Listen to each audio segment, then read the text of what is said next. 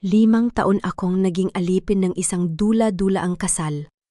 Habang nakikipaglaban ako sa hininga dahil sa lasong ipinakain nila si Dante, ay masayang nakikipaghalikan sa totoong asawa niya sa harap ng maraming tao.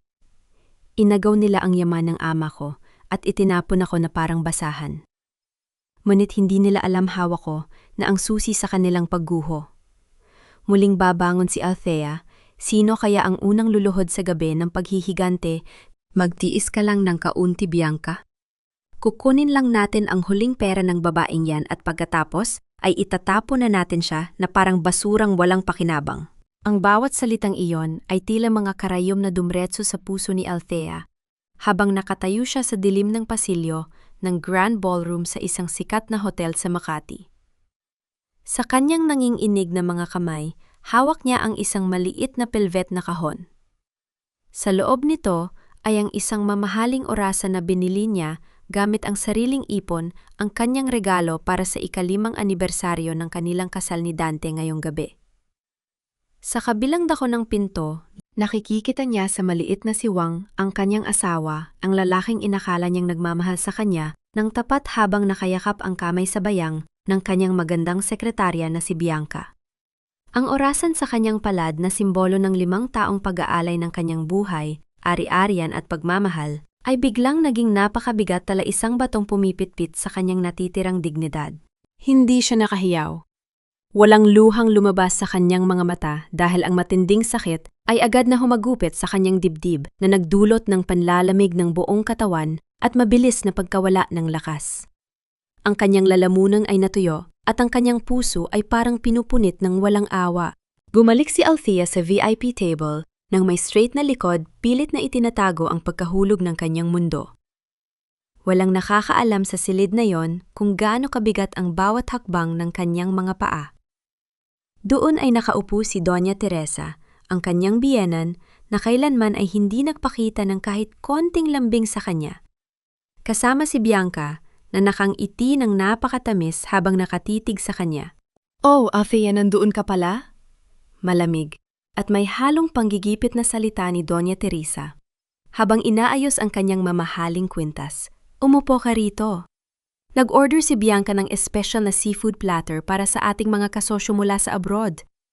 Masyadong marami ang naiwan sa plato niya. Kainin mo ito para hindi masayang. Ayaw ng pamilya Alcantara nang nag-aaksaya ng pagkain. Tumingin si Althea sa plato. Nakapatong doon ang malalaking hipon at alimango na nakababad sa matapang na sabaw. Alam ng buong pamilya lalong-lalo na ni Dante na meron siyang matinding allergy sa anumang uri ng seafood. Isang maliit na piraso lamang ay sapat na upang isara ang kanyang lalamunan sa loob ng ilang minuto. "Doña Teresa, Dante!" Mahinang boses ni Althea habang nakatitig sa asawa. "Alam niyo namang severe ang allergy ko sa hipon. Hindi ko po pwedeng kainin yan." Tumawa ng mahina si Bianca, isang tawa na puno ng pang-aasar at pangmaliit. "Dante, mukhang ayaw ata ni Althea ang pagkain na in-order ko. Nakakahiya naman sa mga bisita natin kung makikita nilang tinatanggihan niya ang pagkain sa VIP table." Tumingin si Dante kay Althea. Ang kanyang mga mata ay walang anumang bakas ng pag-aalala o awa. Ang mayroon lamang dun ay matinding galit at pagkabagot. Yumuko siya ng kaunti at ibinulong sa tainga ni Althea ang mga salitang kasing lamig ng yelo. "Huwag kang gumawa ng eksena rito, Althea. Kakainin mo yan o tatanggalin ko ang pangalan ng tatay mo sa foundation bukas na bukas din. Huwag kang maarte, kaanting hipon lang yan, hindi mo ikamamatay." Napatingin si Althea sa mukha ng lalaking inalayan niya ng 5 taon ng kanyang buhay, ng kanyang buong pamana mula sa yumao niyang ama at ng kanyang walang katapusang pag-unawa. Sa gitna ng matinding takot para sa alaala ng kanyang ama, pikit-matang kumuha si Althea ng isang pirasong hipon at isinubo ito. Ang lason ay agad na kumalat sa kanyang dila. Sa loob lamang ng ilang segundo, naramdaman ni Althea ang mabilis na pag-init ng kanyang mukha at ang mabilis na pamamaga ng kanyang lalamunan. Ang bawat pagsubok na huminga ay nagdudulot ng matinding sakit, tila ba may mga matutulis na kutsil o na sumasaksak sa kanyang baga. "Dante, hawak ni Althea ang kanyang leeg habang nahihirapang magsalita ang kanyang boses, ay naging isang mahinang huni na lamang. Dante, hindi ako makahinga. Ngunit sa halip, natulungan siya. Tumayo si Dante at inayos ang kanyang suit. Tumingin siya sa mga bisita at ngumiti ng napakaganda. Ekskusahan niyo muna kami ng aking mahalagang partner na si Bianca. May kailangan lang kaming bisita, mahalagang bisita sa kabilang presidential suite.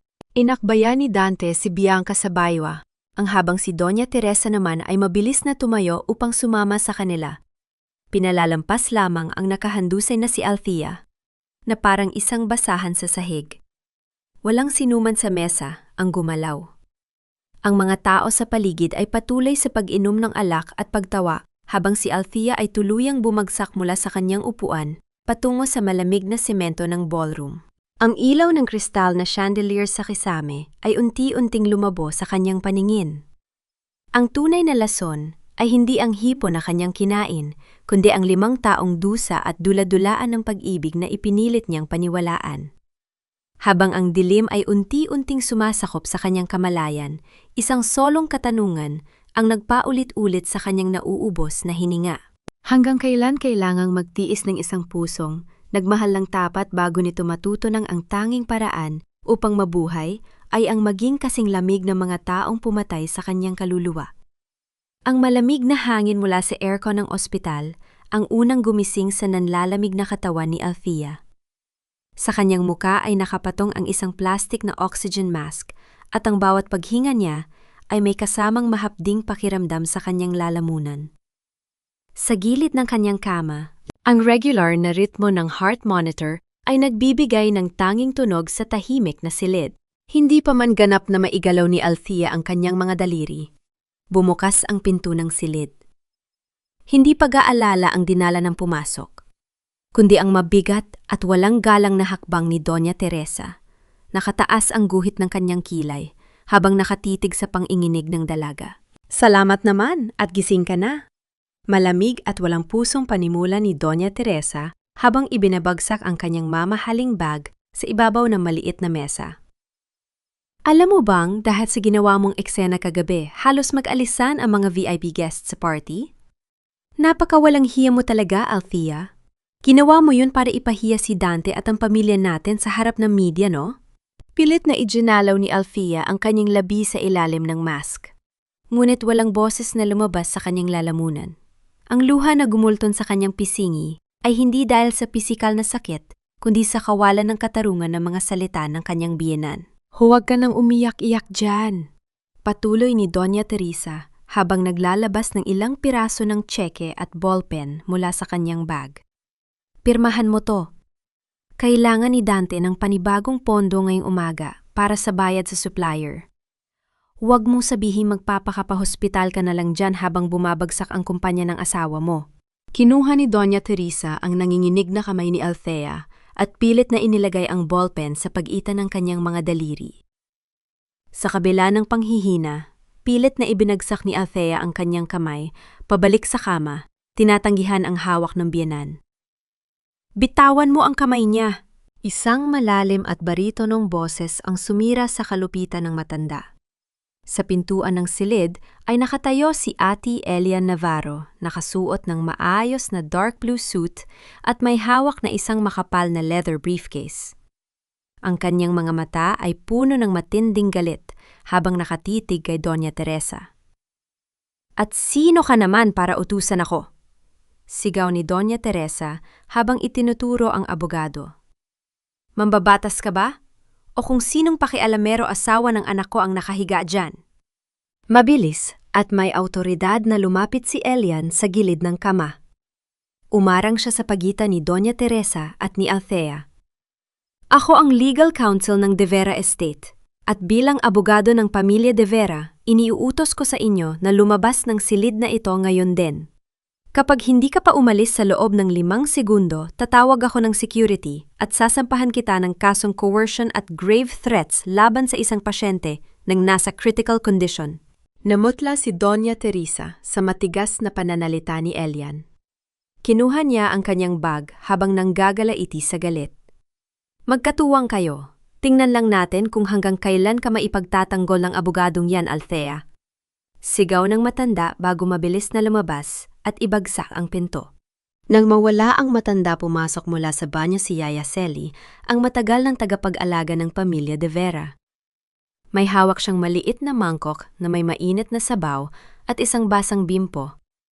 Agad siyang lumapit kay Althea at dahan-dahang pinunasan ang malamig na pawis at luha sa mukha ng dalaga.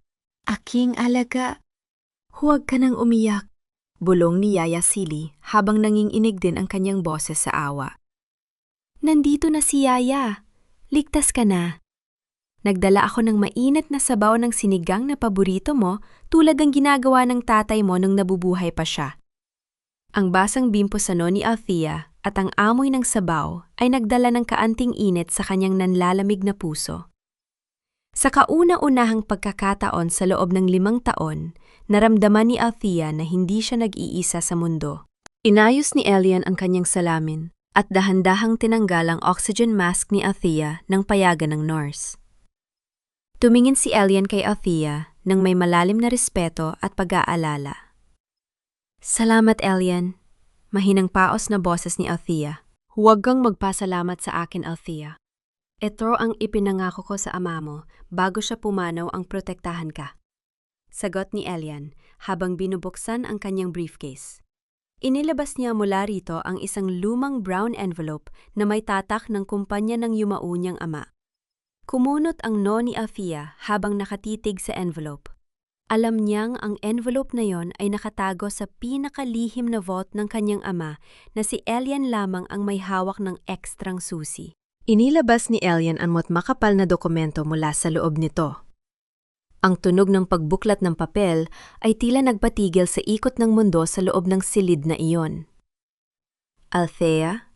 Seryoso at mabigat ang boses ni Elian habang nakatingin sa kanyang mga mata. Kailangan mong lakasan ang loob mo sa babasahin ko.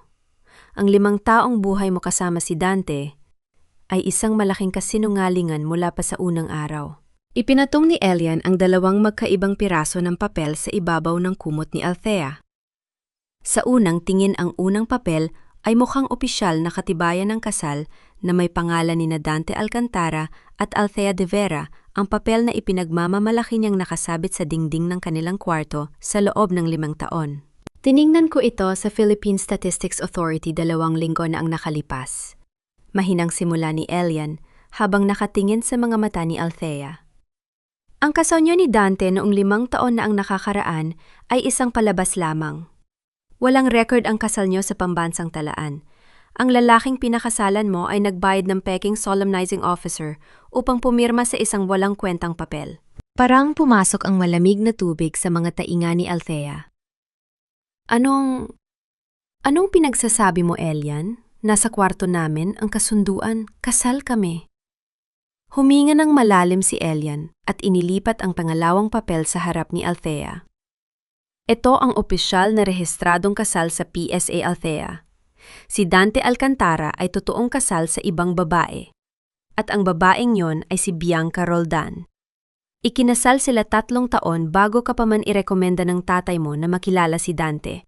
Tinitigan ni Althea ang pangalan sa papel Dante Alcantara at Bianca Roldan. Ang petsa ay 3 taon bago namatay ang kanyang ama.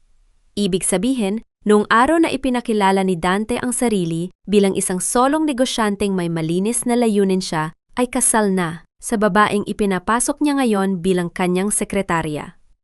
Hindi pa man nakakahinga si Althea sa matinding pagkabigla, inilabas ni Elian ang isang set ng mga litrato at bank transfer receipts. Mayroon silang 6 na taong gulang na anak na lalaki sa Cebu. Patuloy ni Elian sa malamig ngunit maingat na boses. Nakatira ang bata at ang nanay ni Bianca sa isang 3 palapag na mansyon sa Mactan.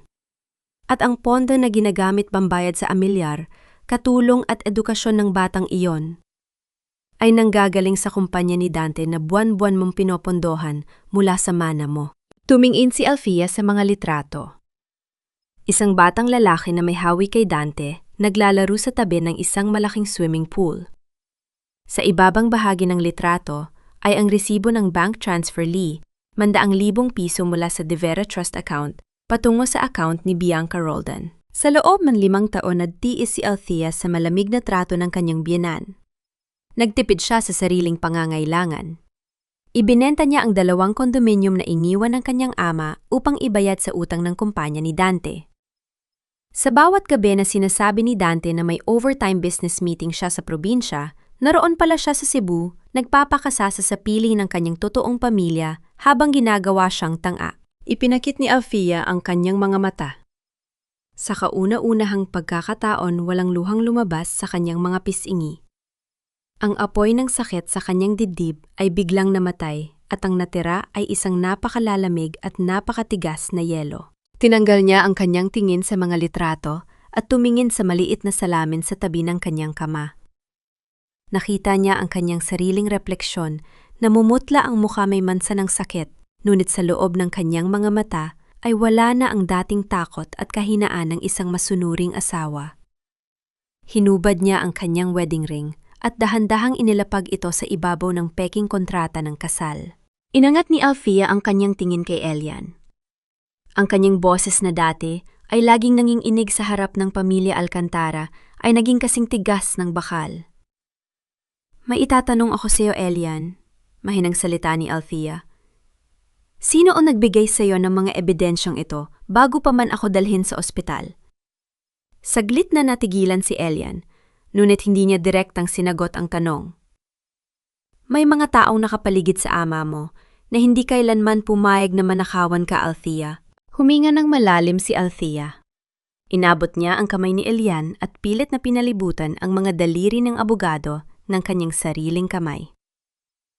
Ati Elian Navarro, seryosong pahayag ni Althea habang nakatitig sa lalaki. Ihanda mo ang special power of attorney. Kunin natin pabalik ang bawat sentimo ang bawat lupa at ang bawat pangarap na inagaw nila sa tatay ko. Aalisin ko ang lahat ng bagay na nagtataguyod sa kanila, hanggang sa wala nang maiwan kahit ang kanilang pangalan. Pumasok si Althea sa gati ng mansyon ng pamilya Alcantara na may nakasabit na mahinhin at malungkot na ngiti sa kanyang mga labi. Sa labas, mukha pa rin siyang masunurin at mahinang asawa, ngunit sa ilalim ng kanyang dibdib ay may isang malamig na planong nakalatag. Nakatayo si Doña Teresa sa may sala, nakakrus ang mga braso habang nakatitig sa kanyang pagdating. Mabuti naman at naisipan mo pang umuwi. Bungad ng matanda habang nakatingin sa mukha ni Althea. Akala ko ba magpapakamatay ka na sa hospital sa kaunting hipon lang? Sayang ang oras na nawala dahil sa kapritsyo mo, Althea. Masyado kang maarte. Dahan-dahang lumapit si Althea. Sa halit na yumuko o umiyak tulad ng dati, kumuha siya ng isang tasa ng mainit na tsa mula sa mesa at dahan-dahang inabot ito kay Doña Teresa.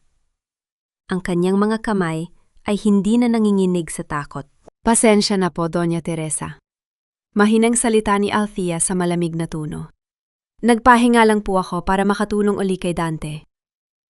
Pumasok si Dante mula sa opisina may hawak na isang bouquet ng murang-pulang rosas. Agad siyang lumapit kay Althea at pilit na niliyag ang kanyang balikat. Althea, babe, nag-alala ako ng sobra sa'yo. Sabi ni Dante habang idinidikit ang kanyang muka sa buhok ni Althea. Sorry kahapon ha, kailangan ko kasing asikasuhin ang VIP investor natin para sa kumpanya. Naintindihan mo naman, 'di ba? Ginagawa ko to para sa atin. Naramdaman ni Althea ang matinding pagkahilo at pagkasuklam sa amoy ng pabango ni Dante. Ang parehong pabango na amoy din sa damit ni Bianca. Ngunit numiti si Althea ng bahagya. Naintindihan ko, Dante. Alam kong busy ka. Sagot ni Althea, habang pilit na kinokontrol ang kanyang hininga. Ayan, sabi ko na nga ba, mabait ka talaga. Masayang pahayag ni Dante. Babe, kailangan kasi natin maglabas ng pondo bukas para sa bagong permit ng kumpanya. Baka pwedeng pirmahan mo na yung special power of attorney para sa bank account ng tatay mo. Para hindi ka na nababalisa. Opo, Dante. Pag-iisipan ko ngayong gabi. Mahinang sagot ni Althea habang nagpapanggap na napapagod. Pumunta si Althea sa kanyang kwarto upang mag-impake kunwari ng mga damit. Pagdaan niya sa silid-aklatan, sa ikalawang palapag narinig niya ang boses ni Dante na nakatutok sa kanyang telpono. Nakabukas ng kaunti ang pinto. Oo, Bianca, napaniwala ko na naman ang takang yon. Tawa ni Dante sa kabilang linya. Akala niya talaga nag-aalala ko sa kanya. Pag napirmahan niya ang papel bukas, ililipat ko agad ang pera sa account mo sa Cebu. Huwag ka nang magselos, mahal ko. Nakatayo si Althea si dilim ng pasilyo. Ang bawat salita ni Dante ay tila hindi na nakakasakit sa kanya kundi nagbibigay lamang ng karagdagang ebidensya sa kanyang puso na walang katiting na awa ang nararapat para sa lalaking ito. Nang pumakailalim ang dilim at tuluyan ng makatutog si Dante sa kabilang silid, dahan-dahang lumabas si Althea. Dala ang maliit na flashlight at ang susi na patagong kinuha niya sa jacket ni Dante habang ito ay naliligo kanina pumasok siya sa opisina. Lumapit siya sa malaking bakal na safe sa gilid ng estante. Dahan-dahan niyang inikot ang kombinasyon batay sa petsa ng kaarawan ni Bianca, isang bagay na nalaman ni Elian sa kanyang investigasyon. Nang gumalaw ang mekanismo ng pinto ng safe, pumasok ang hangin sa loob ng bakal. Inabot ni Althea ang mga papel sa loob. Sa ilalim ng mga titulo at tseke, nakakita siya ng isang makapal na kulay bughaw na folder na may tatak ng kanyang ama huling habilin at testamento ni Don Roberto de Vera. Binuksan ni Althea ang folder gamit ang nanginginig na mga daliri ng flashlight. Sa unang pahina pa lamang, nakasulat ang isang katotohanang mas matindi pa sa peking kasal. Ang buong kumpanya ng Alcantara Group ay hindi kailanman pagmamay-ari ni Dante. Lahat ng ito ay ibinigay lamang ng kanyang ama bilang collateral sa ilalim ng pangalan ni Althea. Mabilis na, kinuha ni Althea ang kanyang telpon at patagong kinalat-kalat ang mga pahina ng huling hablar ng kanyang ama upang kuhanan ng litrato ang bawat pahina. Pagkatapos, ay dahan-dahan niyang ibinalik ang lahat sa loob ng safe, isinara ang pinto ng bakal at lumabas sa opisina ng walang anumang bakas ng kanyang pagpasok. Kinabukasan ng hapon nakipagkita si Althea kay Elian sa isang maliit at tahimik na kapehan sa labas ng lungsod. Ang ulan sa labas ay pumapatak sa salamin ng bintana na nagbibigay ng payapang kapaligiran sa gitna ng bagyo sa kanyang buhay. Inabot ni Elian ang isang mainit na tasa ng kape kay Althea bago inilapag ang kanyang tablet sa mesa. Galing ako sa Cebu kahapon. Mahinang salita ni Elian habang nakatingin sa mukha ni Althea. Napatunayan ko ang lahat. Ang mansyon sa Mactan ay nakapangalan sa anak ni Dante at Bianca na si Liam. Ngunit may malalim pa kaming natuklasan. Ipinakita ni Elian ang mga dokumento ng bangko sa tablet. Ginagamit ni Dante at Bianca ang pangalan ng 6 na taong gulang na bata upang magbukas ng mga lihim na account sa Switzerland at iba pang offshore bank. Doon nila idinadaan ang mga perang ninanakaw nila mula sa kumpanya mo para hindi mahuli ng tax authorities. Napatitig si Althea sa larawan ng batang lalaki. Ang bata ay may masayang ni E.T. habang hawak ang isang laruang kotse. Wala itong kaalam-alam na ang kanyang sariling mga magulang ay ginagamit siya bilang pananggalang sa kanilang mga krimen. Walang kasalanan ang bata, Elian. Bulong ni Althea habang naramdaman ang matinding awa sa kanyang dibdib. Napakasama nila. Pati ang sarili nilang dugo at laman ay ginagawang kasangkapan sa pagnanakaw. Huwag kang mag-alala, Althea. Sagot ni Elian sa malambot na boses habang dahan-dahang inilalapit ang kanyang kamay sa ibabaw ng mesa. Protektahan natin ang karapatan ng bata sa legal na paraan. Ngunit hindi natin hahayaang gamitin siya ni Dante at Bianca para makatakas sa hustisya. Tumingin si Althea sa mga mata ni Elian. Sa loob ng 5 taon kasama si Dante, laging ipinaramdam sa kanya na ang kanyang mga opinyon ay walang halaga. Ngunit si Elian ay nakikinig sa bawat salita niya nang may buong paggalang at dignidad. Salamat, Elian. Mahinang salita ni Althea habang hinahawakan ang mainit na tasa ng kape. Kung wala ka, baka tuluyan na akong nabaliw sa bahay na yon. Nandito ako para sa iyo, Althea. Hindi kita iiwan sa laban na to. Sagot ni Elian na may malalim at tapat na tingin. Inilabas ni Elian ang opisyal na eviction order mula sa korte. Bilang legal administrator ng De Vera Estate, matapos makuha ang totoong diwa ng habilin ng ama ni Althea agad, ipinadala ni Elian ang mga legal sheriff sa pangunahing bodega ng Alcantara Group sa Laguna upang bawiin ang karapatan sa lupa. Habang nakaupo pa si Althea sa kape, kasama si Elian, biglang gumalaw ang kanyang telepo no sa ibabaw ng mesa. Ang pangalan ni Dante ay umaalingaw-ngaw sa screen. Sinagot ni Althea ang tawag at inilagay ito sa speakerphone. Althea? Ang galit at panging inig ng boses ni Dante ay agad na umalingaw-ngaw mula sa telepo, no puno ng matinding takot at panggigipit. Ano tong nangyayari? Bakit pumasok ang mga legal sheriff sa bodega ng kumpanya natin, kasama ang mga pulis? Anong ginawa mo? Hindi pa man nakakababa si Althea mula sa kanyang kwarto. Nang gabing iyon, narinig na niya ang marahas na pagbukas ng pinto ng mansyon, kasunod ng mabilis at mabibigat na hakbang ni Dante. Pumasok si Dante sa sala na basang-basa ng pawis, gusot ang kanyang mamahaling polo, at pula ang mga mata sa galit. Althea, sigaw ni Dante, habang itinuturo si Althea na dahan-dahang bumababa sa hagdanan. Ano to? Bakit pinalayos ng mga sheriff ang mga tao ko sa Laguna? Isinara nila ang bodega. Hindi namin mailabas ang mga produkto para sa delivery bukas. Nanatiling kalmado si Althea. Humakbang siya pababa na may buong gras, yatila hindi apektado ng galit ng asawa. Dante, 5 taon na ang nakalipas mula nang pirmahan ng tatay ko ang kontrata para sa libreng paggamit ng lupa ng pamilya ko sa Laguna. Malamig na pahayag ni Althea habang nakatitig sa kanya.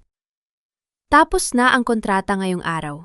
Dahil hindi ka nagbayad ng upa at hindi ka nakipag-usap sa akin tungkol sa renewal, may karapatan ang legal administrator ng De Vera Estate na bawiin ang lupa.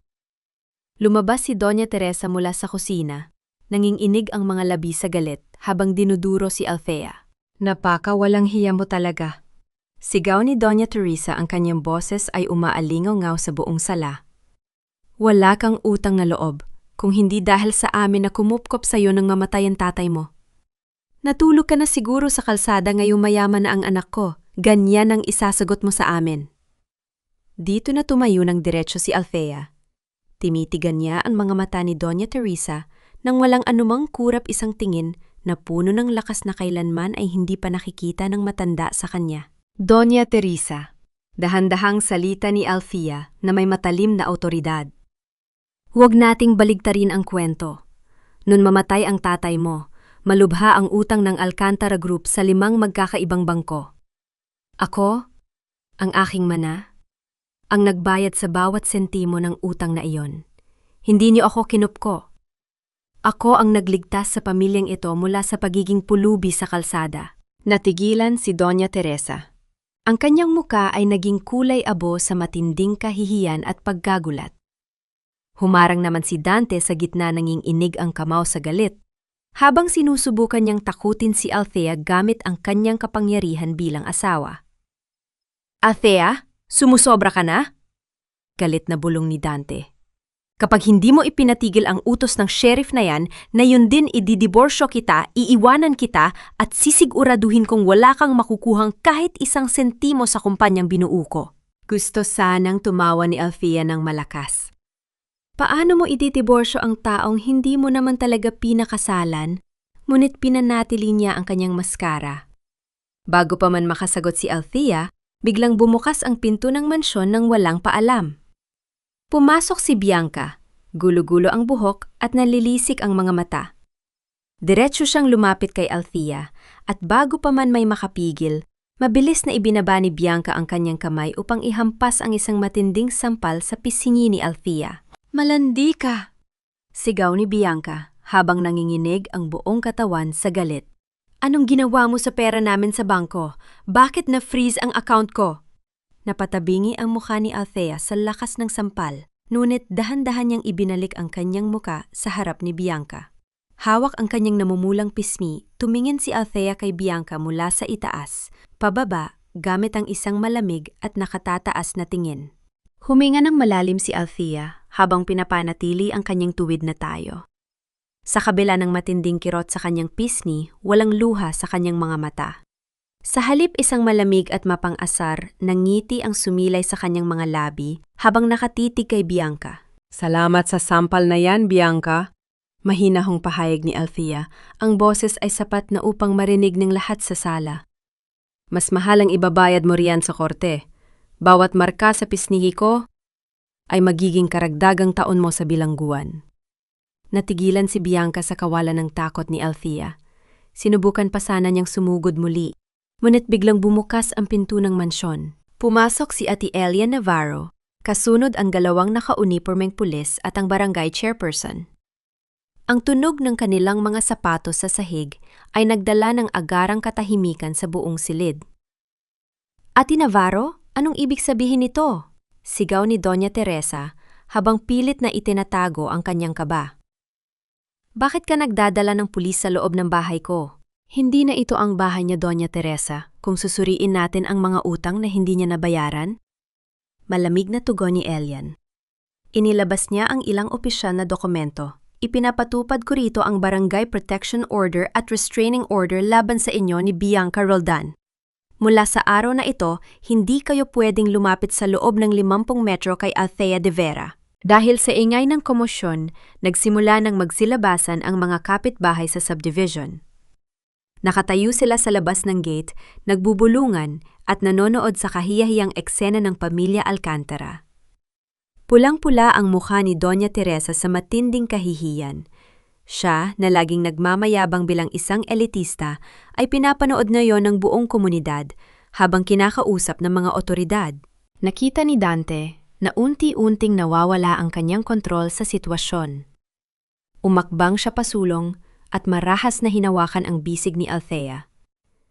Althea, huwag mo kaming gawing ganito. Pag-usapan natin to. Pakiusap ni Dante, ngunit may halong pananakot sa kanyang mga mata. Bago pa man mabaon ang mga daliri ni Dante sa balat ni Althea, mabilis na humakbang si Elian. Hinawakan ni Elian ang pulso ni Dante at pinilit itong bitawan ang hawak ng may matinding lakas. Sabi ko sa inyo, wag niyo siyang hahawakan. Mariing banta ni Elian habang nakatitig ng diretsyo sa mga mata ni Dante. Ang bawat hawak mo sa kanya ay may kaukulang kasong kriminal. Dahan-dahang lumakad si Althea patungo sa pinto. Doon sinalubong siya ni Yaya Selly na may dalang maliit na maleta at ang nakatalon na larawan ng kanyang ama. Hinawakan ng matandang katulon ang mukha ni Althea at niyakap siya ng mahigpit. Aking alaga, bulong ni Yaya Selly habang inilalagay ang isang lumang Biblia ng ama ni Althea sa kanyang mga kamay. Huwag kang matakot. Kasama mo ang Diyos at ang alaala ng iyong ama. Laya ka na sa impyernong ito. Ngumiti si Althea at hinalikan ang pisngi ni Yaya Selly bago lumabas ng gate ng may buong dignidad. Habang binabasa ng pulis ang mga tuntunin ng restraining order, biglang narinig ang tunog ng mensahe sa telepo o ni Bianca. Nang tingnan niya ang screen, biglang nawalan ng kulay ang kanyang mukha at nangiinig niyang ibinaba ang kanyang kamay. Pagpasok ni Althea sa loob ng kotse ni Elian, tumingin siya sa rearview mirror. Nakita niya sina Dante at Bianca na nag-aaway na sa gitna ng kalye, nagsisigawan at nagsisisihan, habang ang mga kapitbahay ay patuloy na kumukuha ng video gamit ang kanilang mga telepno. Naramdaman ni Althea ang tunog ng pagsara ng pinto ng kotse, isang tunog na nagdala ng tunay na kalayaan habang mabilis silang lumalayo sa mansyon ng mga Alcantara. Dumating si Althea sa payak na tahanan ni Yaya Selly sa Laguna. Malayo ito sa ingay at polusyon ng Makati at lalong malayo sa nakamamatay na kasamaan ng mansyon ng mga Alcantara. Dito ang tanging maririnig ay ang bulong ng hangin sa mga puno ng mangga at ang banayad na tunog ng mga kuliglig sa gabi. Sa kauna-unahang pagkakataon sa loob ng 5 taon, nakahinga si Althea ng malalim ng walang takot na may sisigaw o mga abuso sa kanya. Ang amoy ng basa, ang lupa, matapos ang ulan, ang init ng bagong lutong pagkaing inihanda ni Yaya Selly at ang simpleng higaan na may malinis na unan ay nagdala ng tunay na kapayapaan sa kanyang sugatang kaluluwa. Dito ay walang Doña Teresa na naguutos na magsilbi at walang Dante na nagpapanggap na nagmamahal habang nagnanakaw. Gabi-gabi ay bumibisita si Elian upang iulat ang takbo ng kanilang kaso. Isang gabi, habang nakaupo sila sa isang simpleng upuang kahoy sa maliit na balkonahe sa ilalim ng liwanag, ng buwan, naghanda si Althea ng 2 baso ng mainit na tsokolate. Inabot niya ang isang baso kay Elian. Inumin mo muna to, Elian. Malamig ang gabi ngayon. Salamat, Althea. Ngumiti si Elian habang kinatanggap ang baso. Ang init ng tsokolate ay tila nagpadama ng kakaibang ginhawa sa kanila sa gitna ng lamig ng gabi. Habang nag-uusap sila tungkol sa pagbawi sa mga patent ng kumpanya ng kanyang ama, dahan-dahang gumalaw ang kamay ni Elian sa ibabaw ng kahoy, muntik nang sumayad sa mga daliri ni Althea. Ngunit bago pa man ito mangyari, mabilis ngunit dahan-dahang iniatras ni Elian ang kanyang kamay ng may buong paggalang. Pasensya ka na. Bulong ni Elian habang nakatingin sa malayo. Ayokong isipin mo na sinasamantala ko ang sitwasyon mo ngayon. Gusto ko lang na malaman mo na nandito ako, laging nakahandang makinig at protektahan ka. Naramdaman ni Althea ang mabilis na pagtibok ng kanyang puso, hindi dahil sa takot, kundi dahil sa kakaibang init na matagal nang nawala sa kanyang buhay. Ang mabining paggalang ni Elian ay patunay na iba siya kay Dante sa lahat ng aspeto ng pagkatao. Inayos ni Elian ang kanyang salamin at binuksan ang kanyang laptop upang ipakita ang isang mahalagang balita. Natuklasan ng aking mga tauhan na nagpaplano ang Alcantara Group ng isang malaking gala night sa darating na linggo. Seryosong pahayag ni Elian. Gagamitin nila ito upang kumuha ng bagong dayuhang mamumuhunan mula sa Singapore upang isalba ang kanilang kumpanya mula sa pagkabangkarot. Ngunit merong kakaiba, Elian. Kumunot ang no ni Althea. Bakit may ulat na ang dayuhang mamumuhunan ay nagpadala ng paunang pondo ng direkta sa personal na account ni Dante sa halip na sa kumpanya? Bago pa man masagot ni Elian ang tanong, biglang gumalaw ang telepo o sa ibabaw ng lamesa. Ang tumatawag ay si Mang Cardo, ang matapat na dating katiwala ng ama ni Althea na nanatili sa loob ng kumpanya ni Dante. Sinagot ni Althea ang tawag. Ma'am Althea. Ang boses ni Mang Cardo ay puno ng takot at pang-inginig mula sa kabilang linya. Kailangan niyo pong malaman, ibinebenta na ni Dante ang huling patent ng tatay niyo bukas sa mismong gala night. Nakipagkasundo siya sa dayuhang mamumuhunan na ilipat ang buong teknolohiya sa ngalan ng personal na account niya para makuha ang pera at makatakas. Napatayo si Althea mula sa kanyang upuan. Sa tindi ng galit at determinasyon, marahas niyang ipinalo ang kanyang kamay sa ibabaw ng kahoy na mesa. Ang kanyang mga mata ay nanlilisik sa galit habang nakatitig kay Elian. Sa isang madilim na silid sa opisina ni Elian, ang tunog ng mabilis na pagpindot sa keyboard ay nagdala ng kakaibang tensyon sa paligid. Kasama ang isang mapagkakatiwala ang IT specialist, matagumpay na nakuha ni Elian ang kabuuang access sa multimedia at projection system ng Grand Ballroom sa Hyatt Hotel, ang lugar kung saan gaganapin ang gala night bukas.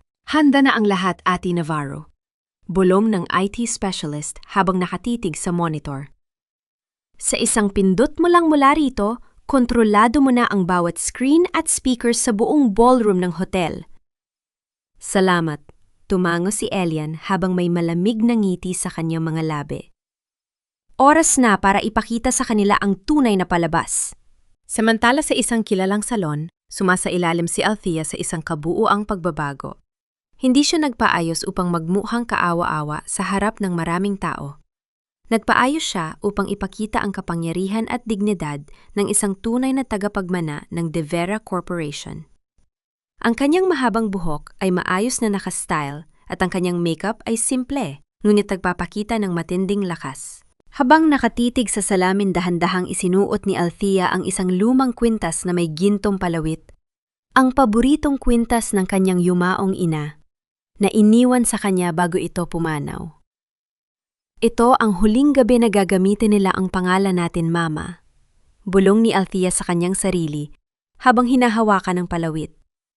Ang kanyang mga mata sa salamin ay wala ng bakas ng kahinaan ng isang masunuring asawa. Sa kabilang dako sa mansyon ng mga Alcantara, umaalingaw-ngaw ang tunog ng pagpop ng takip ng champagne. Masayang nagtatawanan sina Dante Bianca at Doña Teresa habang umiinom mula sa mga mamahaling baso. Sabi ko sa inyo, sumuko na ang babaeng yan? Tawa ni Doña Teresa habang pinapakita ang kanyang bagong biling diamanteng singsing. Masyado siyang mahina. Pagkatapos nating makuha ang pera ng Singaporean investor, bukas opisyal mo nang ipakikilala si Bianca bilang bago mong punyon. Of course, Mom, sagot ni Dante habang hinahalikan ang kamay ni Bianca. Wala na magagawa si Althea. Siguradong umiiyak lang yon sa kung saang sulok na yon habang nag-iisa. Ay Dante, dumaan pala ako sa jewelry store kanina, singit ni Doña Teresa habang nakangiti ng nakakaloko. Ginamit ko muna ang extension credit card ni Althea para pambili nitong kwintas. Milyon din ang halaga nito ha? Ngumiti si Dante. Hayaan mo siya, Mom. Huling gamit mo na naman yan sa card niya bago ko siya tuluyang alisin sa buhay natin. Ngunit sa mismong sandaling yon, habang nasa loob pa ng kotse si Elian kasama si Althea, pinindot ni Elian ang isang button sa kanyang telpo na upang opisyal na kanselahin at i-freeze ang lahat ng credit card account at extension na nakapangalan kay Althea de Vera. Ang matinding kahihiyan ay naghihintay kay Doña Teresa kapag nalaman ng jewelry store na ang card ay wala ng silbi. Inabot ni Elian ang isang ulat kay Althea. May isang bagay pa, Althea. May isang misteryosong tao na patagong bumili ng 40% ng mga shares ng Alcantara Group sa stock market sa napakababang halaga ngayong araw. Sino ang taong yon, Elian? Tanong ni Althea habang kumukunot ang no. Hindi ko pa alam. Lungit, tila may ibang puwersa na nais ding makitang bumagsak si Dante, sagot ni Elian. Habang naghahanda si Dante sa kanyang opisina para sa gala bukas, kumatok ang kanyang sekretarya at nag-abot ng isang kahon ng mga pulang rosas. Sa ibabaw nito ay may isang maliit na card. Binuksan ni Dante ang card at binasa ang sulat kamay na nakasulat doon. Kita tayo sa gala, mahal kong asawa. Napatitig si Dante sa card. At sa kauna-unahang pagkakataon na yung gabi, ang tunog na mabilis na pagtibok ng kanyang puso ay napuno ng matinding kaba at pagkabahala habang hawak ang maliit na papel. Ang Grand Ballroom ng Hyatt Hotel ay nagniningning sa ilalim ng libu-libong kumikinang na mga ilaw. Ang mamahaling pula at gintong dekorasyon ay umaakma sa mga nakakasilaw na kasuotan ng mga bisitang dumalo sa pinaka-inaabangang gala night ng Alcantara Group. Mga mamamahayag kilalang negosyante at matataas na opisyal ng pamahalaan ay nagkukumpul-kumpol, nagtatawanan at nagkakapeksan. Sa entablado nakatayo si Dante Alcantara, nakasuot ng mamahaling taksido, ang kanyang muka ay nagliliwanag sa pagmamalaki. Sa tabi niya nakasuot ng isang pulang gown na tila mas nagpatingkad sa kanyang mapanlinlang na kagandahan si Bianca Roldan. Hawak ni Doña Teresa ang kanyang mamahaling kwintas na bagong bili malakas na nagkukwento sa mga katabi niyang VIP tungkol sa kanyang anak at sa bagong alas ng kanilang kumpanya, si Bianca. Ipinakikilala ko sa inyo ang ating bagong pinuno sa teknolohi, iyang ating mahalagang kasosyo si Miss Bianca Roldan. Inanunsyo ni Dante sa mikropono. Ang kanyang boses ay umaalingungaw sa buong silid. Siya ang nagdala ng teknolohiyang ito sa Alcantara Group, isang teknolohiya na magbabago sa ating kinabukasan. Nagsimulang magpalakpakan ang mga bisita. Maging ang mga mamamahayag ay nagsimulang mag-flash ng kanilang mga camera handang kuhanan ng letra.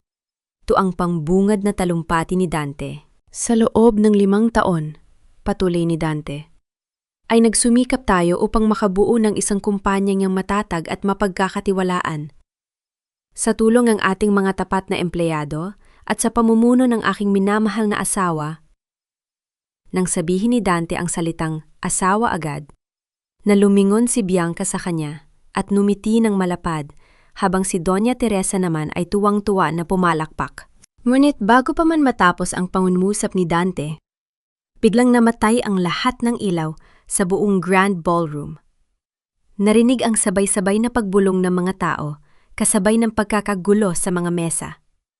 Maya-maya pa ang tunog ng malakas na bang ang nagpabalik ng mga ilaw sa kani-kanilang posisyon. Sa gitna ng entablado, kung saan nakatayo kanina si Dante, ay wala na ang kahit sinuman. Sa halip na katayo na, doon si Althea de Vera. Nakasuot siya ng isang elegante at simpleng itim na gown na tila mas nagpapatingkad sa kanyang kaputian at ang kanyang bagong natagpuang tapang.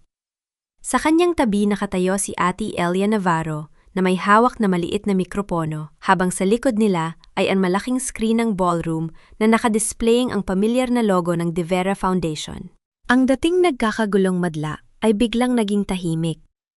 Ang mga mamamahayag na kanina ay abala sa pagguha ng letra.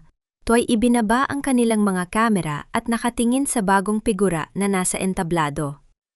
Si Dante Bianca at Doña Teresa na napilitang bumalik sa stage dahil sa pagkawala ng ilaw ay natigilan habang nakatingin kay Althea. Ang dating Althea na kanilang kilala ang mahina ang tanga, ang asawang laging sumunod ay parang naglaho na parang bula. Ang nasa harap nila ngayon ay isang babaeng puno ng dignidad, lakas, at isang hindi matitinag na determinasyon. Humarap si Althea sa mikropuno. Ang unang tunog na lumabas mula dito ay hindi ang kanyang boses, kundi isang mahinang ngunit mapanghamang tunog na nagpatigil sa puso ng lahat. Magandang gabi sa inyong lahat. Mahinang pahayag ni Althea. Ang kanyang boses ay malinaw at sapat na malakas upang marinig ng bawat isa sa ballroom. Nais ko lamang itama ang kasaysayan ng kumpanyang ito. Sa likod niya ang malaking projector screen ay nag-iba ng display. Hindi na ang logo ng De Vera Foundation ang nakikita, kundi isang malinaw at malaking kopya ng isang dokumento.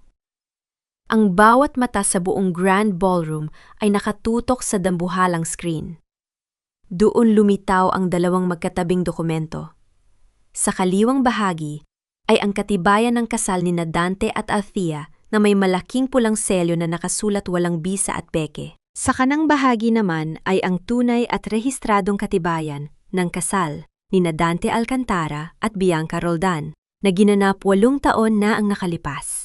Ang kasal na ipinagdiriwang niyo sa loob ng 5 taon, panimula ni Althea ang kanyang boses ay malamig at matatag, ay isang dula-dulaan. Ako ay hindi kailanman naging legal na asawa ni Dante. Ginamit lamang nila ang peking kasunduang ito upang makuha ang tiwala ng aking yumaong ama at maipasok ang kanilang mga kamay sa kaba ng De Vera Estate. Bago pa man makasagot si Dante, nagbago ang screen. Lumabas ang mga opisyal na bank ledger at audit reports. Ipinapakita doon ang bawat buwanang transfer ng milyon-milyong piso mula sa pondo ng pamilya De Vera patungo sa isang pribadong account sa Cebu at Switzerland sa ilalim ng pangalan ni Bianca Roldan. Habang sinasabi mo sa akin na nalulugi ang kumpanya Dante, patuloy ni Althea habang nakatitig sa nanginginig na asawa, ay patuloy niyo palang pinoponduhan ng inyong maranyang buhay sa Cebu gamit ang pawis at dugo ng aking ama. Biglang umalingaw-ngaw mula sa mga dambuhalang speaker ng ballroom ang isang recording ng boses. Ito ay ang boses ni Doña Teresa. Malinaw at walang pag-aalinlangan. Gamitin mo lang ang babaeng yan habang may pera pa ang tatay niya. Kapag nakuha na natin ang huling sentimo, madali na natin siyang maitatapon na parang basurang walang pakinabang. Si Bianca pa rin ang gusto ko para sa'yo. Narinig ang malalakas na singhap ng pagkagulat mula sa mga bisita. Ang mga kilalang negosyante ay napaling sa matinding pagkasuklam. Si Doña Teresa ay napahawak sa kanyang dibdib halos hindi makahinga sa tindi ng kahihiyan, habang ang bawat mata sa silid ay nakatitig sa kanya ng may panghuhusga. Ang ballroom ay napuno ng tunog ng tuloy-tuloy na pag-click ng mga camera at ang nakakasilaw na mga flash na tumatama sa namumutlang mukha ni Dante at Bianca. Sinubukan ka ni Bianca na takpan ang kanyang mukha gamit ang kanyang pulang gown habang si Dante ay nakatayo lamang dun parang estatwa na nawala ng lakas. Humakbang si Elian pasulong hawak ang isang opisyal na papel na may selyo ng korte. Kasabay nito, pumasok ang 4 na nakaunipormeng pulis sa ibabaw ng entablado. Mr. Dante Alcantara at Ms. Bianca Roldan, deklarasyon ni Elian ng may mataas na boses. Inihain ko sa inyo ang warrant of arrest para sa mga kasong estafa, falsification of public documents at grand larceny. Walang piyansa ang inirerekomenda ng korte para sa inyo. Sa gitna ng kaguluhan, tumingin si Althea sa kawalan. Sa loob ng kanyang isip, tila nakita niya ang nakangiting mukha ng kanyang yumao na ama. Bulong niya sa kanyang sarili, papamalaya na tayo, natapos ko na ang aking pangako. Isang malalim at payapang hininga ang pinakawalan niya mula sa kanyang dibdib. Dahil sa takot at kawalan ng pag-asa tulo, yung bumigay ang mga tuhod ni Dante. Sa harap ng mga kamera ng media at ng buong alta lipunan, lumuhod si Dante sa basang sahig ng ballroom na may natapong alak. Gumapang siya palapit kay Althea at marahas na hinawakan ang laylayan ng kanyang itim na gown. Althea, magmakaawa ako sa'yo. Huwag mong gawin sa akin to. Umiiyak na pagsisisi ni Dante habang ang mga luha sa kanyang mga mata ay tuloy-tuloy na bumabagsak sa semento. Mahal kita, Althea. Ginawa ko lang to dahil sa panggigipit ng nanay ko.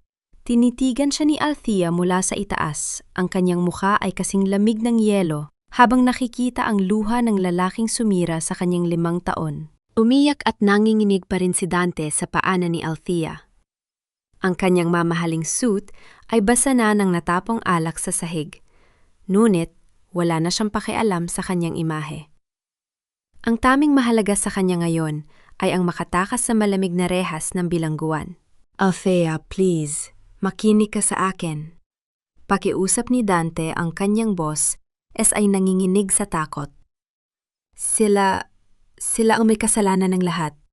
Si Bianca, siya ang namilit sa akin na gumawa ng peking kasunduan. At ang nanay ko, palagi niya akong ginigipit na kumuha ng pera sayo, Althea. Biktima lang din ako. Nang marinig ang panunumbat at pagtataksil ni Dante, nanlaki ang mga mata ni Bianca sa matinding galit at pagkabigla. Ang babaeng kanina ay mukhang eleganteng funyon ay biglang nag-amok tulad ng isang nasaktang hayop. Sinugod niya si Dante at marahas na hinila ang buhok nito. Walang hiya ka, Dante. Sigaw ni Bianca habang nanginginig ang buon katawan. Ako ang may kasalanan. Ikaw ang kumuha ng pera ni Althea para ipambili ng bahay natin sa Cebu. Ikaw ang nagsabing gawin siyang tanga, na yung huli ka na isisisi mo sa akin ang lahat. Ang dalawa ay nag-agawan at nagkasakitan sa ibabaw ng basang sahig, habang ang mga bisita ay nakatitig sa kanila ng may matinding pagkasuklam. Ang kahiyahiyang eksenang ito ay kinuhanan ng bawat kamera ng media na dumalo sa gala. Malamig na nakatitig si Althea sa 2 taong sumira sa kanyang 5 taon. Walang kahit isang bakas ng awa o galit sa kanyang mukha. Ang mayroon lamang ay ang matinding pagkabagot at pagkasuklam sa kanilang pagkatao. Dahan-dahan niyang itinaas ang kanyang kamay.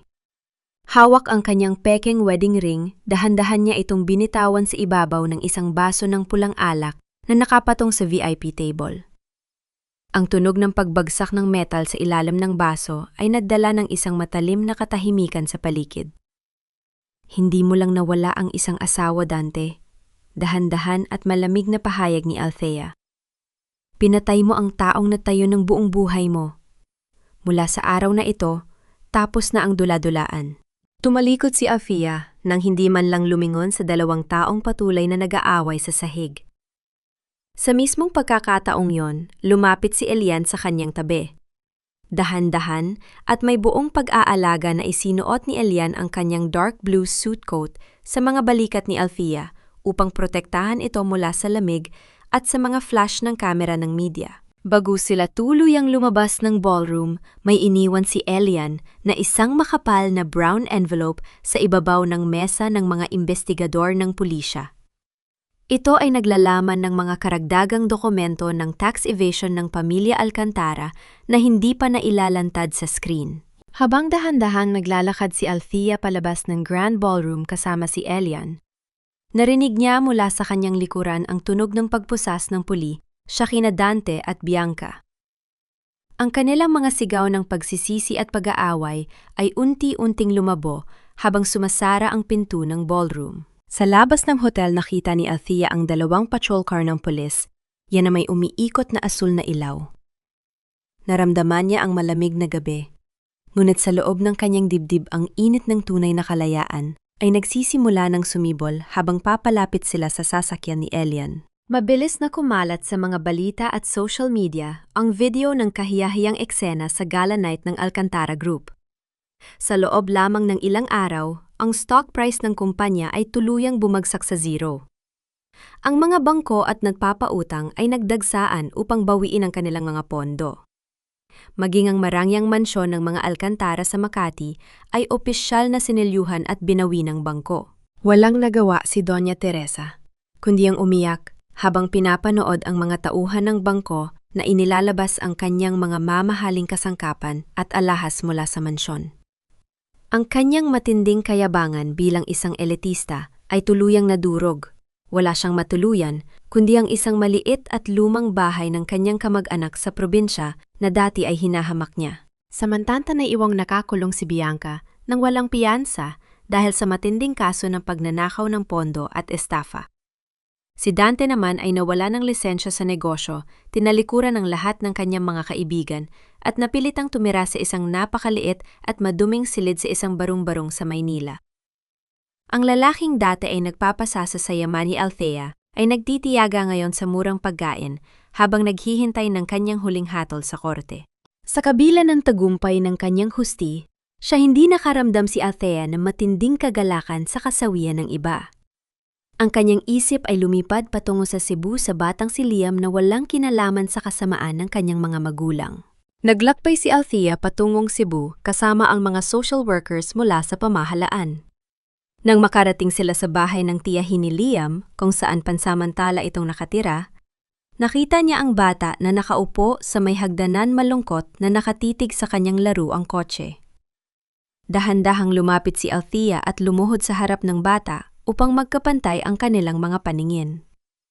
Inabot niya ang isang maliit na kulay, kayumangging teddy bear kay Liam. "Hello, Liam?"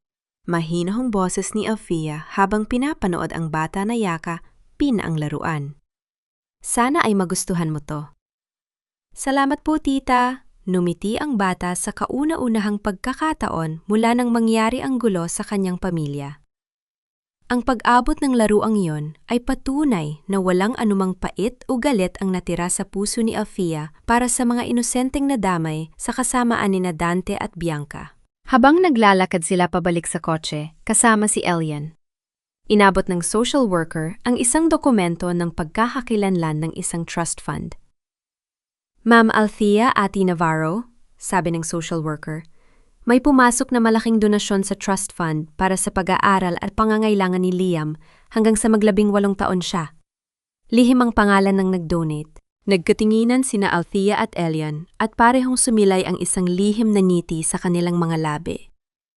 Alam ng dalawa na sila ang nagtulungan upang pundohan ang kinabukasan ng bata, gamit ang bahagi ng nabawing pera mula sa kumpanya ni Dante. Pagkalipas ng ilang linggo, nakatayo si Althea sa harap ng isang lumang gusali sa Maynala. Ito ang lumang opisina ng kanyang ama na ngayon ay ganap ng naisaayos. Sa ibabaw ng pinto ay nakasabit ang isang bagong karatu, La De Vera Foundation, tahanan ng bagong simula. Hawak ni Althea ang mga pilak na susi ng opisina sa kanyang kamay nakatitig sa gusaling magiging daan upang tulungan ng iba pang mga kababaihan na biktima ng pang-aabuso sa kasal. Naramdaman niya ang isang mainit na kamay na dahan-dahang humawak sa kanyang balikat mula sa kanyang likuran. Nang lumingon siya, nakita niya si Elian na may dalang isang maliit na potted plant para sa kanyang bagong opisina na nagpapakita ng kanyang walang kapag-urang suporta. Ang araw ng pagbubukas ng De Vera Foundation ay napuno ng init at pag-asa. Ang labas ng gusali ay pinaligiran ng mga sariwang bulaklak at maraming bisita kasama ang mga matatapat na dating kasosyo ng kanyang ama at ilang miyembro ng media ang dumalo upang masaksihan ang bagong simula ni Althea. Sa kusina abala si Yaya Celi sa paghahanda ng mga tradisyonal na pagkaing Pilipino tulad ng pansit at kakanin na nagdadala ng pamilyar na amoy ng tahanan at ng diwa ng bayanihan sa buong gusali. Tumayo si Althea si harap na mikropono sa maliit na bulwagan. Nakasuot siya ng isang simpleng puting blusa, ang kanyang muka ay maliwanag at ang kanyang mga mata ay nagpapakita ng isang malalim na kapayapaan. Ang foundation na ito, panimula ni Althea, ang boses ay matatag at walang anumang panginginig ng takot, ay binuo hindi upang maging alaala ng aking dusa. Binuo ito upang maging kanlungan ng bawat babaeng nakaranas ng panlilinlang ng bawat pusong inagawa ng boses sa loob ng kanilang sariling tahanan. Natutunan ko na ang tunay na lakas ay hindi nasusukat sa haba ng iyong pagtitiis, kundi sa tapang mong tumayo at bawiin ang iyong sariling buhay. Nagsimulang magpalakpakan ang mga tao at marami sa mga kababaihang dumalo ang nakaramdam ng matinding inspirasyon. Ang ilan sa kanila ay dahan-dahang lumapit kay Althea upang yakapin siya ng mahigpit nagpapasalamat sa kanyang tapang na maging boses ng kanilang mga tahimik na dusa. Ang pagyakap ng mga kababaihang ito at ang kanilang mga ngiti ng pag-asa ay nagdala ng isang mainit na pakiramdam sa dibdib ni Althea. Sa kauna-unahang pagkakataon, naramdaman niya na ang bawat sugat ng kanyang nakaraan ay may mas malalim na layunin ang maging ilaw sa madilim na landas ng iba. Sa tabi ng pintuan nakatitig si Elian habang pinapanood si Althea ng may malalim na paghanga at paggalang. Sa bawat araw na lumilipas, patuloy ang kanyang mabining panliligaw. Hindi siya nagmamadali. Laging nandoon ang kanyang pag-aalaga sa pamamagitan ng pagpapadala ng kanyang mga paboritong bulaklak o pagsama sa kanya sa mga outreach mission ng foundation sa mga probinsya. Sa ilalim ng kanyang pag-aalaga, natututo na si Althea na buksan muli ang kanyang puso nang walang takot na masaktan o maloko muli. Naramdaman niya na ang pag-ibig sa kanyang totoong anyo ay hindi humihingi ng sakripisyo, kundi nagbibigay ng seguridad at kapayapaan. Nang magsimulang umalis ang mga bisita at maging tahimik ang opisina, lumapit si Elian kay Althea na nakaupo sa ilalim ng isang malaking punong mangga sa likod bahay ng foundation. May hawak siyang isang lumang brown envelope na may bahagyang kupas na kulay. Althea, mahinahong boses ni Elian habang nakaupo sa tabi niya. May isang bagay na iniwan ng tatay mo sa akin bago siya pumanaw. Sinabi niya na ibigay ko lamang ito sa iyo kapag ikaw ay ganap ng malaya sa anino ng pamilya Alcantara. Inabot ni Elian ang sobre sa mga kamay ni Althea. Sa ibabaw nito, nakasulat ang pamilyar na sulat kamay ng kanyang ama, na may mga salitang, "Para sa aking mahal na anak kapag malaya ka na." Napatitig si Althea si sulat at ang tunog ng mabilis na pagtibok ng kanyang puso ay napuno ng matinding pananabik at emosyon habang dahan-dahang binubuksan ang sobre sa ilalim ng lumalamig na hangin ng hapon. Dahan-dahang binuksan ni Althea ang sulat ng kanyang ama. Ang pamilyar na biko ng tinta sa papel ay nagdala ng luha sa kanyang mga mata, ngunit ito ay luha ng labis na pagpapasalamat at kapayapaan. "Aking mahal na Althea," basa niya sa sulat ng ama. "Alam kong kapag binabasa mo na ito, nahanap mo na ang tapang mong lumaban para sa iyong sarili. Patawarin mo ako kung hindi ko kaagad na alis si Dante sa buhay mo bago ako pumanaw. Nais kong ikaw mismo ang makatuklas ng iyong sariling lakas upang hindi ka na muling mauto ng sinuman. Ipinagkatiwala kita kay Elian hindi lamang bilang iyong abogado kundi bilang isang lalaking alam kong mag-aalaga sayo ng may buong paggalang. Kapag dumating ang tamang panahon upang ikaw ay lumaya." Napatingin si Althea kay Elian na nakatayo sa ilalim ng lilim ng puno ng mangga tahimik na naghihintay sa kanyang pagbabasa ng may buong pag-aalaga. Napagtanto niya na sa loob ng 5 taon, si Elian ay laging nakatayo sa likod niya, hindi lamang dahil sa tungkulin sa kanyang ama, kundi dahil sa isang malalim tapat at lihim na pagmamahal na matagal nang inilaan sa kanya ng lalaki nang walang hinihingking kapalit. Pagkalipas ng ilang araw, naglakbay sina Althea at Elian patungong Batangas para sa isang payapang bakasyon pagkatapos ng mga sunod-sunod na pagdinig sa korte sa Maynila.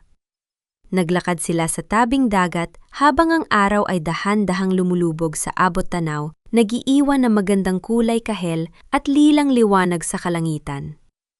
Ang banayad na tunog ng hampas ng alon sa pampang at ang malamig na simoy ng hangin sa dagat ay nagdala ng kakaibang katahimikan sa kanilang pag-uusap.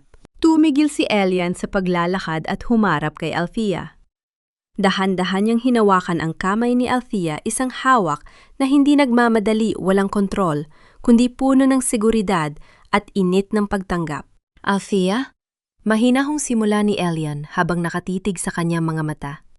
"Hindi ko hinihingi na maging akin kaagad pagkatapos ng lahat ng pinagdaanan mo. Alam kong may mga sugat pa ang puso mo na nangangailangan ng oras para gumaling. Gusto ko lang na malaman mo na handa akong maging ligtas na lugar mo. Isang lugar kung saan pwede kang maging mahina nang walang takot na husgahan." Naramdaman ni Althea ang pag-agos ng init sa kanyang buong katawan. Ang pakiramdam ng hangin sa dagat at ang init ng kamay ni Elian ay nagbigay sa kanya ng seguridad na kailanman ay hindi niya naramdaman sa piling na mapanlinlang na si Dante. Dahan-dahan niyang isinalalay ang kanyang ulo sa matatag na balikat ni Elian habang patuloy nitong hinahawakan ang kanyang kamay. Sa kauna-unahang pagkakataon sa kanyang buhay, naramdaman niya ang tunay na kapayapaan at ang pagsibol ng isang malinis at ligtas na pag-ibig. Tumingin si Elian sa kanya. Ang kanyang mga mata ay nagpapakita ng isang pangako na hindi kailanman mababali ng panahon. Hahayaan mo ba akong samahan ka sa natitirang bahagi ng iyong buhay, Althea? Bulong ni Elian, ang kanyang boses ay may kasamang malambot na pakiusap. Tumingin si Althea sa kanya at isang matamis at napakapayapang ni Iti ang sumilay sa kanyang mga labi bilang kanyang sagot. Habang ang dilim ng gabi ay dahan-dahang bumabalot sa kanila ng may buong pag-asa. Isang taon ang mabilis na lumipas mula nang maganap ang matinding bagyo sa buhay ni Althea. Ngayong umaga nakaupo siya sa balkona ng kanilang bagong tahanan sa Laguna, isang bahay na napapaligiran ng mga sariwang bulaklak at halaman na siya mismo ang nagtanim ng may buong pag-asa. Mula sa kusina, naririnig ang banayad na tunog ng pag-aayos ng mga plato ni Yaya Selly habang naghahanda ng almusal kasabay ng mababang boses nito na humuhuni ng isang lumang awitin ng pag-ibig. Lumapit si Elian mula sa kanyang likuran may hawak na isang tasa ng mainit na kape at dahan-dahang inilapag ito sa kanyang tabi bago siya niyakap ng bahagya mula sa likod. Magandang umaga aking asawa, numiti si Elian. Ang kanyang boses ay puno ng lambing at matinding paggalang. Pagkatapos ng kanilang simpleng kasal na dinaluhan ng mga tunay na nagmamahal sa kanila noong nakaraang buwan, opisyal na silang nagsimula ng kanilang sariling buhay ng magkasama. Magandang umaga, Elian, sagot ni Althea habang sumasandal sa kanyang dibdib. Naramdaman niya ang tunay na kapayapaan na matagal niyang hinanap sa gitna ng dusa. Tumingin si Althea sa malayo na alala ang nakaraan.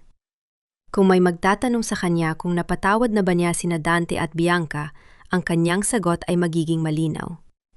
Hindi niya pinatawad ang kanilang kasamaan upang bigyan sila ng kapayapaan, kundi pinatawad niya ang kanyang sarili sa pagiging tanga noong una, upang tuluyan ng makawala sa anino ng galit at pait.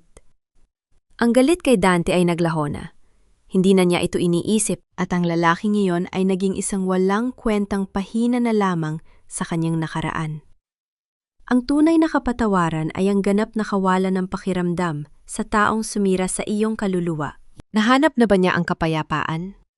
Oo, buong-buo na ang kanyang kapayapaan na yon.